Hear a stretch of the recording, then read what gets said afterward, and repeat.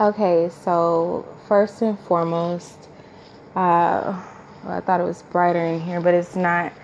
Anyways, I feel the need to make this video in reference to the Exodus movie.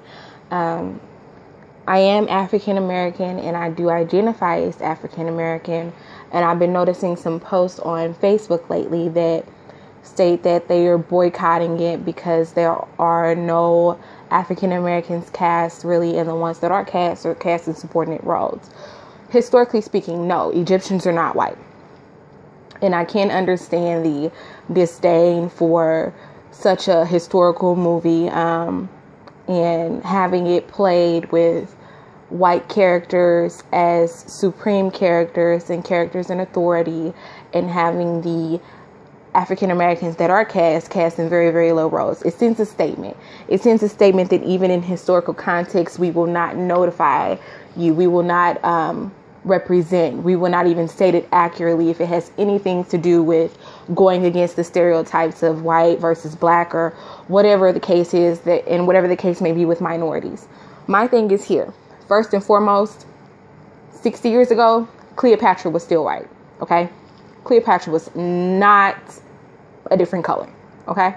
So it's been this way. Now, so many years ago, 60 years ago, there were things like the civil rights movement and things like that that had not happened yet, where it was cast by a white woman when it should have been cast and played by a black woman.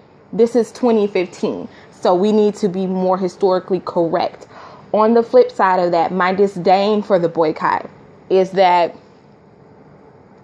lately, as a resident of St. Louis and all the recent events that have happened in Ferguson, there are a lot of African Americans who want to protest when it's convenient, and you don't get that option. Life is not like Subway. You don't get to have it your way. That's not how it goes. You can't want to boycott. Yeah, let's protest Exodus. Yeah, let's protest Ferguson and all this other great crap, you know what I mean? And turn around and you're not boycotting BET. Like, how do you allow BET to continue to send off the negative images that it sends off about the black community? But you're okay with that. You're okay with the BET Awards, and you're okay with all of the crap that BET does. You're completely fine with that. There's no problem with that. There's no problem with that at all.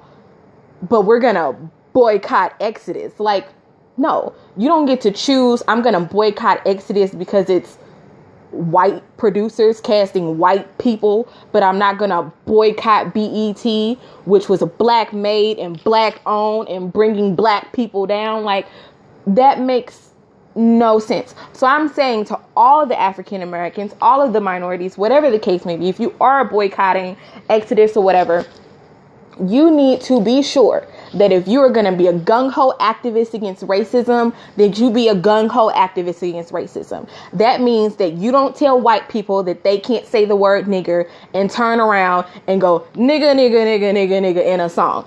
You can't do that. You can't do that. You can't even think to justify yourself.